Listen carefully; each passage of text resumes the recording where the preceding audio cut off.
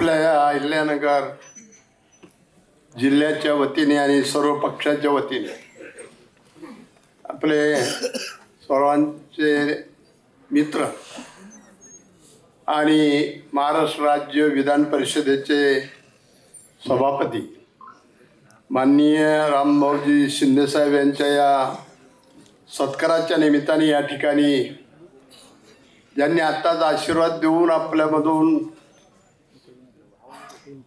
या ठिकाणी जरी नसले तरी या जिल्ह्याचं भूषण माननीय पद्मभूषण अण्णासाहेब हजारे, त्याचप्रमाणे पद्मश्री पोपटरावजी पवार साहेब, उपस्थित असलेले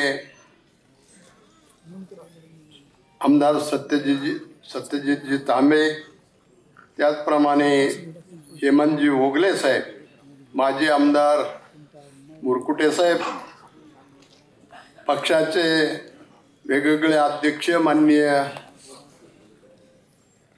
फाळके तात्या, त्यानंतर उपस्थित असलेले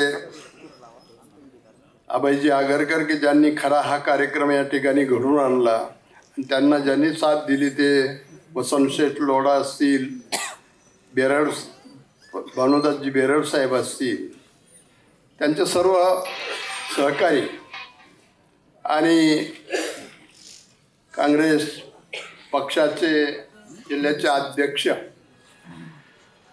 आमचे सहकारी किरणजी काळे, त्याचप्रमाणे जिल्ह्याचे अध्यक्ष वाघसाहेब, भाजपचे सर्व पदाधिकारी, विविध पक्षाचे पदाधिकारी आणि या ठिकाणी उपस्थित असलेले स्टेजवर असलेले सर्व मान्यवर मंडळी. आता सगळ्यांची नावं जर घेत गेलो तर चालणार नाही, परंतु RPIचे एक सुनीलजी साळवे नेते तेही या ठिकाणी उपस्थित आहेत. उपस्थित बंधू आणि भगिनी, अनेकांनी आपले विचार या ठिकाणी या कार्यक्रमाच्या निमित्ताने मांडलेले. या ठिकाणी हे सांगितलं पाहिजे की जाता जाता सत्यजित तांबे यांनी एक उल्लेख केला की या जिल्ह्याची परंपरा या पदाची फार मोठी आहे.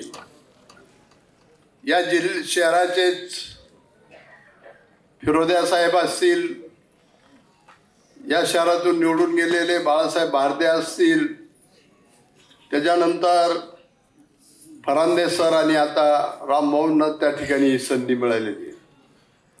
या जिल्ह्याचं वजन राज्याच्या राजकीय आणि सामाजिक जीवनामध्ये किती मोठे हे यामधून आपल्याला पाहायला मिळतं. रामभाऊजी फार मोठी संधी मिळालेली. मंत्री तर होता येतं, मंत्री नाही, परंतु सभापतीपद हे मी 5 वर्ष पाहिलेले. त्या पदामध्ये किती पावर आहे आणि त्याच्याकरता समाजासाठी किती उपयोग करता येतो ते निश्चितपणे आम्हाला पाहायला मिळालं. मला एकच आनंद या ठिकाणी होता की एक सर्वसामान्य कुटुंबातले रामभाऊ आमदार झाले, मंत्री झाले. काही वेळेला यश पराभव म्हणजे यश अपयश हे येतच असतं, पण त्याच्यात खचून जायचं नसतं. पण तुम्हाला जे नेते भेटले ते त्यांची कृपा तुमच्यावर फार मोठी आहे मला माहिती आहे. यावेळेला जरी पराभव झाला तर मला वाटतं फडणवीस साहेब तुम्हाला काही कुठं असं सत्तेशिवाय राहू देणार नाही अशा प्रकारचा एक माझ्या मनामध्ये विश्वास होता. परंतु एक गोष्ट सांगितलं, एक आठवण आहे, सौ शिंदेताई या ठिकाणी उपस्थित आहेत, त्यांना सभापती व्हायचं होतं आणि आमच्या राष्ट्रवादीचं एक पंचायत समितीचा सदस्य त्या जामखेड पंचायत समितीमध्ये निवडून आला होता. तत्कालीन आमदार लोखंडे साहेबांनी मला फोन केला. मी पक्षाचा त्यावेळेला राष्ट्रवादीचा अध्यक्ष होतो.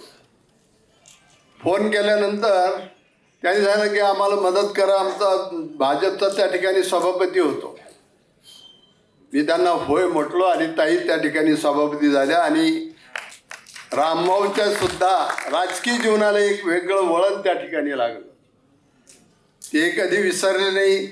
माझ्या मनामध्ये सुद्धा त्यांच्याबद्दलचा एक आदर कायमचा राहिला. पण तुम्हाला कार्यकर्त्याला एवढंच सांगतो, एक सिनियर राजकीय कार्यकर्ता म्हणून आजकालचं राजकारण फार बिघडलं. आजच्या कार्यक्रमावरूनच पाहायला मिळते. आम्ही सगळे विरोधी पक्ष या ठिकाणी तुमच्या सत्काराला आलो. आगरकर साहेब असतील, त्यांच्या सहकार्याने कार्यक्रम ठेवला. आम्हालाही आनंद वाटला. आपल्या जिल्ह्याचे भूमिपुत्र त्या ठिकाणी सभापती झालेत. परंतु राजकारणातले जे काही वेगवेगळे पैलू आहेत, संभाजीराव काय राहिले नेते आपले काही आज या ठिकाणी या खऱ्या अर्थाने या आनंदाच्या क्षणी उपस्थित राहिलेले नाही.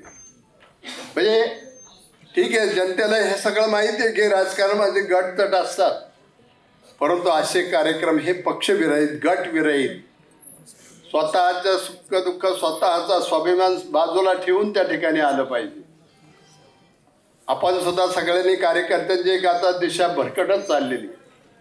पूर्वी जो काही एक प्रकारे प्रत्येक कार्यकर्त्याबद्दल समाजामध्ये स्वाभिमान असायचा, पदाधिकाऱ्याबद्दल, मंत्र्याबद्दल किंवा जे जे काही ज्येष्ठ मंडळी असेल त्यांच्याबद्दलचा जो एक आदर असायचा, तो आदर आता राहिलेला नाही.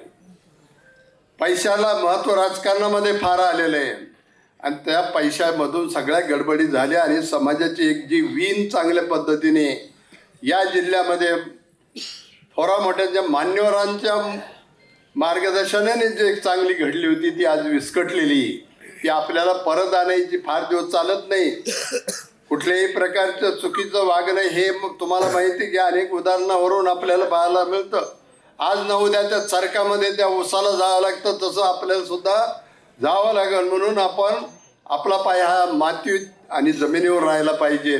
त्या दृष्टिकोनातून समाजाची सेवा करता येते आणि ते अशाच पद्धतीने या पुढच्या काळामध्ये सर्व पक्षांच्या कार्यकर्त्यांनी सुद्धा आपला आदर्श ठेवला पाहिजे, थोडा मोठ्यांचं मार्गदर्शन घेतलं पाहिजे. एवढंच या निमित्ताने मी सुचवी. वयामुळं मला तो अधिकार आहे. मी जे पाहतो आता, आम्ही ज्या वेळेला राजकारणामध्ये काम करायला लागलो तर अगदी छोट्या छोट्या कार्यकर्त्याचा सुद्धा एक सन्मान केला जायचा, त्याच्याबद्दलचा एक आदर असायचा. आज मोठ्याबद्दल नाही तर छोट्या कार्यकर्त्याबद्दल एकमेकांचं काय राहिले, काही राहिलेलं नाही. आणि ते परत एकदा रामभाऊ आपल्याला सुद्धा, आपण जे काही आता सत्तेवर असणारी माणसं आहेत त्यांनी सुद्धा एक चांगलं वळण कुठल्याही पक्षाचे कार्यकर्ते असू ते केलं पाहिजे. आणि पक्षविरहित काम आत्तापर्यंत या जिल्ह्यामध्ये तुम्ही जे केलं, इथं ओगले साहेब असतील, सत्यजित असतील, तात्या यांनी सांगितलं की आम्ही कोणत्या पक्षाचं आहे, आमचा गट आहे का काय, आमच्यामध्ये काही गट नाही. गट तात्या आपल्यामध्ये काही राष्ट्रवादीमध्ये जरी पवार साहेबांच्या नाही आहेत, आता अनेक पक्षामध्ये आपल्या पक्षामध्ये ते आज दिसून आलो. दिसलंय का नाही सत्यजितजी? ते अंगावर घ्यायची कोणाची तयारी नसती. अंगावर घेऊन शिंगावरही घेतलं पाहिजे, त्याशिवाय माणसं सुधरत नाही आणि त्याच्यासाठी ती गरज असते करायला. तेव्हा ते जाऊ द्यात. या जिल्ह्याचा एक हा साखर कारखान्याचा हा जिल्हा आहे. चांगल्या पद्धतीने या ठिकाणी स्वातंत्र्यपूर्व काळामध्ये सुद्धा अनेकांनी आपला मोठा त्याग केलेला आहे आणि या भूमीमध्ये आपलं सगळ्यांचं तुम्हाला सांगतो आज खऱ्या अर्थाने या ठिकाणी या कार्यक्रमाच्या निमित्ताने दर्शन झालेले आहे.